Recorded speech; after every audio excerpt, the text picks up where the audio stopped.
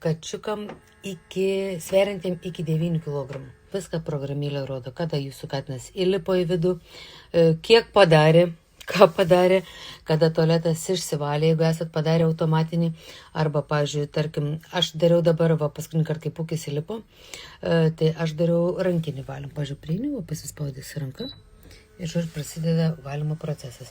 Va taip suka, čia per tos griovikus subėga tarsi visas kraikas ir tada atsisuka atgal ir visi, kas yra tie nešvarumai, jie parvaro, žodžiu, tie nešvarumai, visi tie kakučiai subėga į ten tą šiukšlių maišą, kuris yra čia, o šitas visas geras kraikas vėl grįžta į savo vietą. Žodžiu, vaistai palengva, va pats ir išsivalo.